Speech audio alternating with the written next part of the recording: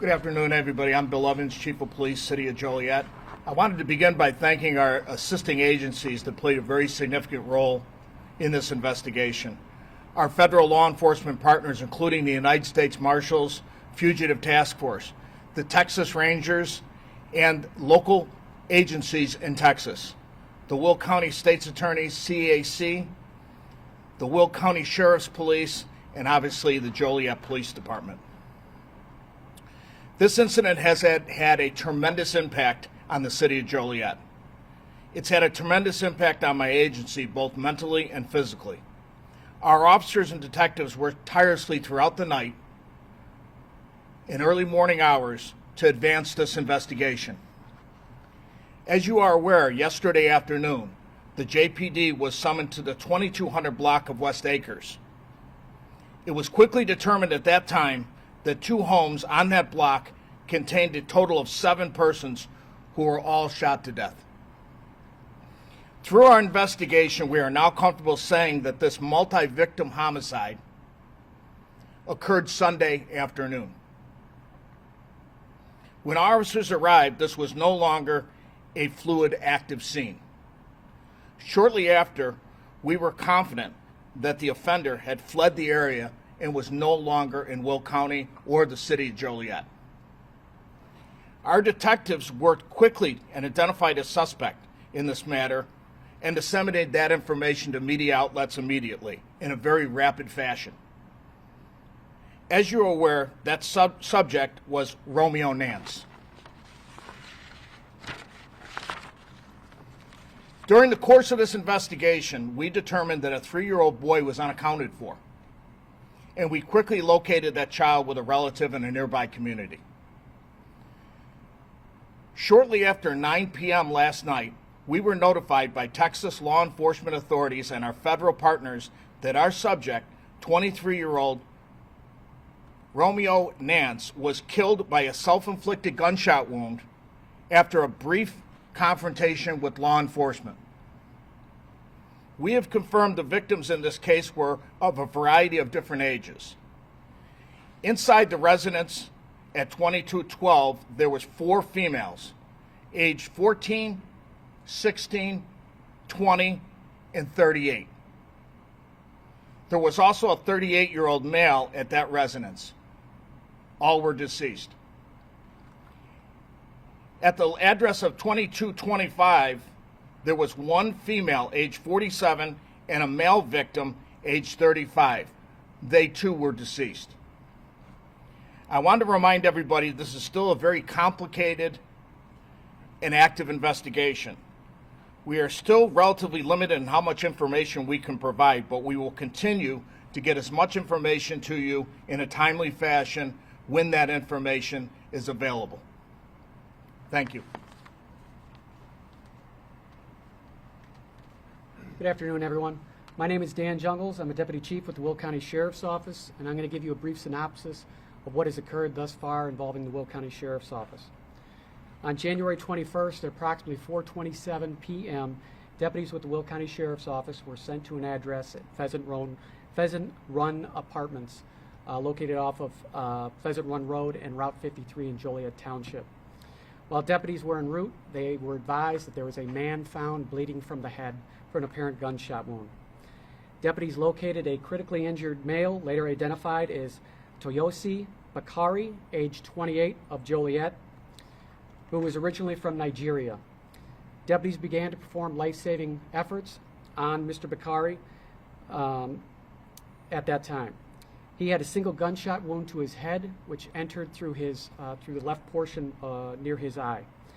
It is believed that the weapon used in this incident was a 9mm handgun, but further confirmation is needed from the Northeastern Illinois Regional Crime Lab that the Will County Sheriff's Office uses. While deputies were securing the crime scene, they were informed of another shooting that occurred in the city of Joliet, and that was located at the 200 block of Davis Street.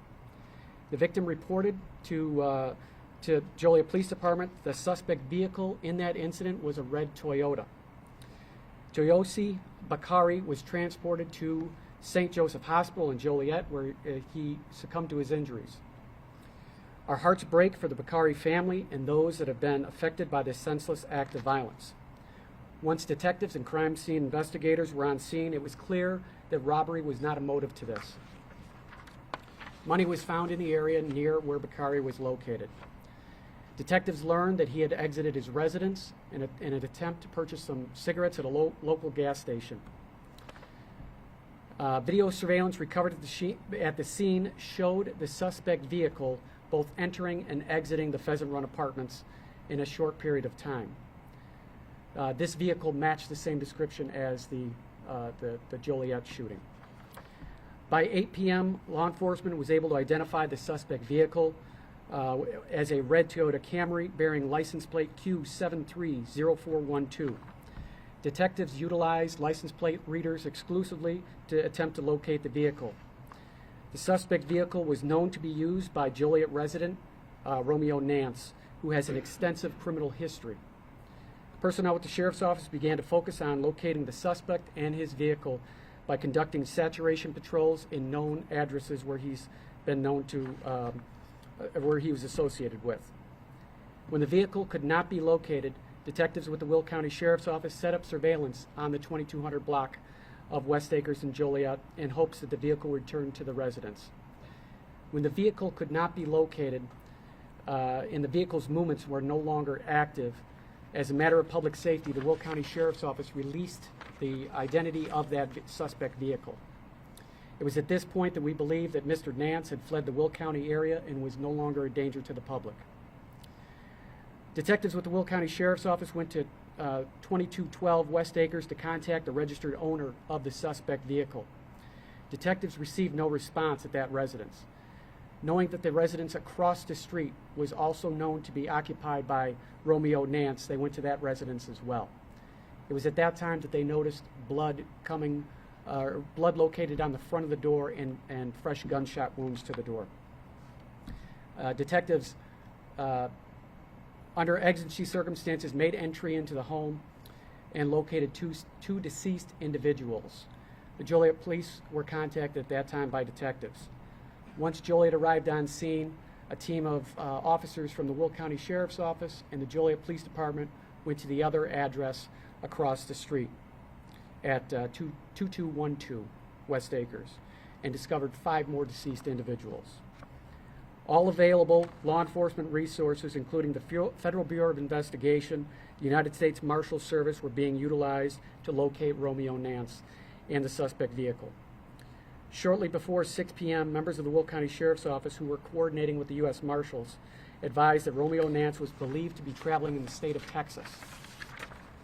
By around 8 p.m., a helicopter had located the suspect vehicle on I-35, and Texas law enforcement was mobilizing additional resources to stop the vehicle.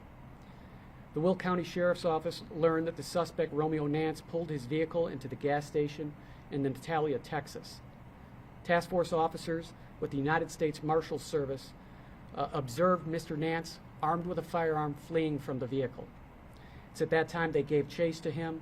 He rounded the corner around the gas station and decided to take his life.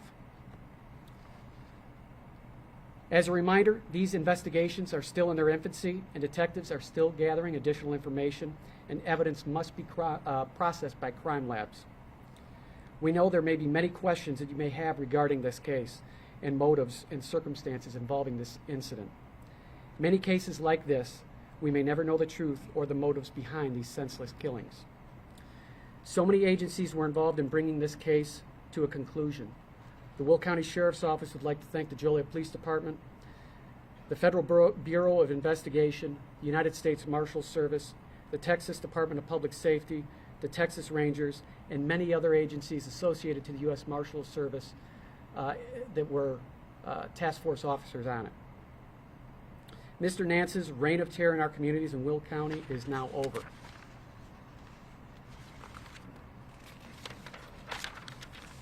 With so much sadness that surrounds these incidents, it is time for our communities to come together and heal. Thank you very much. We will take a few brief questions, and let me echo the comments by Chief Evans and Deputy Chief Jungles that this is a very active investigation still, despite what occurred last evening in Texas. Thank you. If we may ask,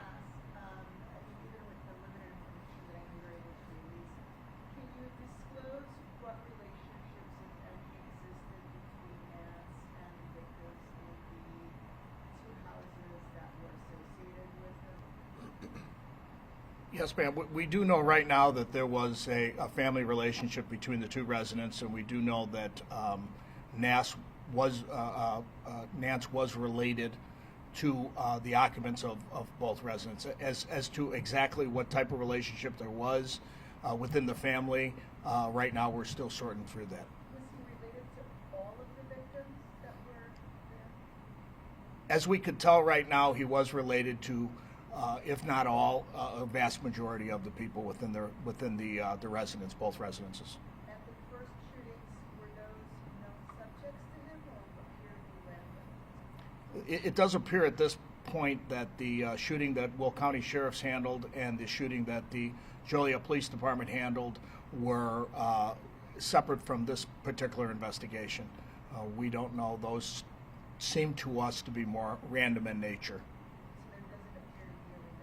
There doesn't appear to be any nexus between the two shootings outside of our primary location and the 2200 block of West Acres. And if I may ask, there appears to be a report out there that the police department has filed a criminal complaint with 2 counts of first-degree murder against Nance.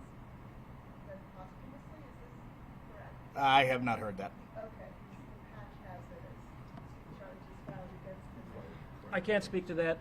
Prior to the events that took place in Texas, I can't speak. Our detectives were seeking and gained an arrest warrant for Nance for those charges, and then we were pretty much right simultaneously. We were notified of the events that took place in Texas.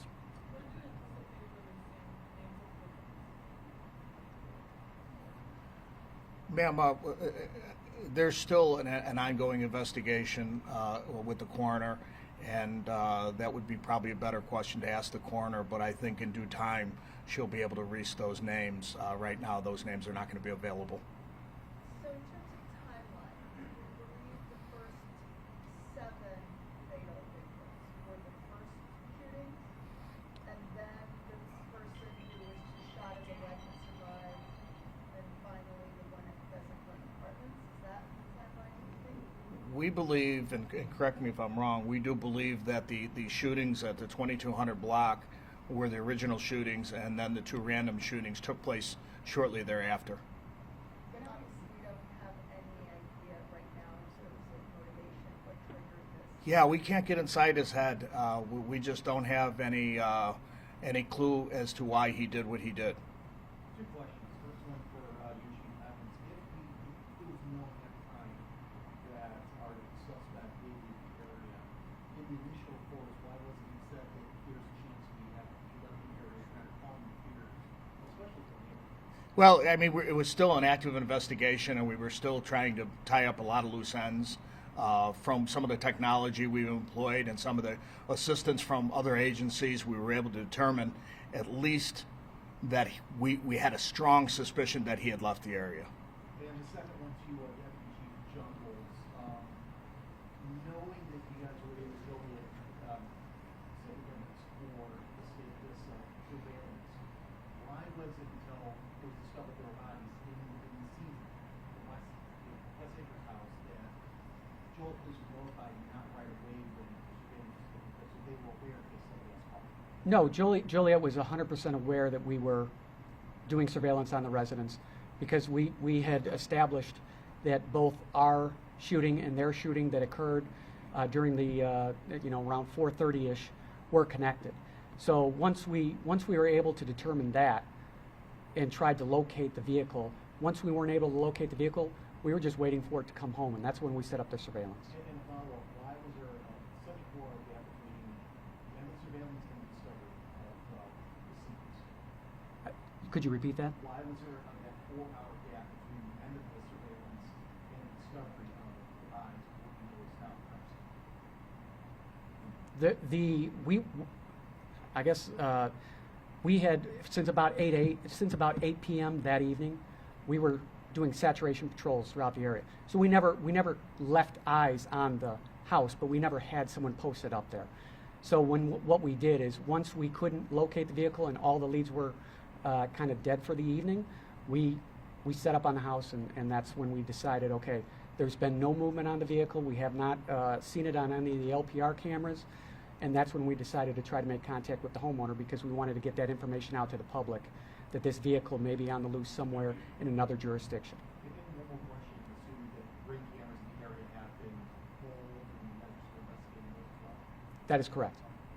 Mhm. You said money wasn't taken in the shooting of the 28-year-old, the fatal shooting. Was anything taken at any point in these murders? Not in ours, no. How well known is the suspect to law enforcement? Is there any other information available now? Any information about the suspect?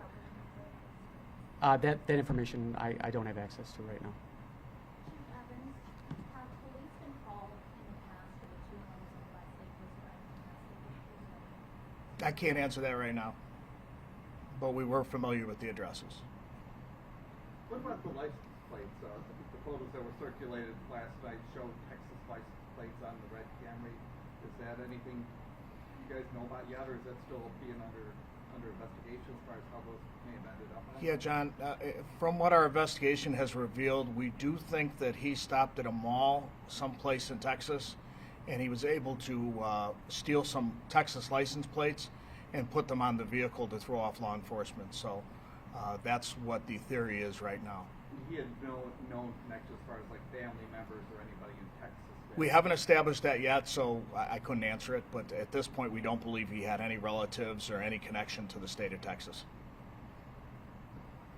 Was a weapon recovered at all throughout the investigation? I can't admit that. I can't tell you right now. There was word that one of the victims was a corrections officer with the Joliet Treatment Center. Is that something that... We have not confirmed that yet.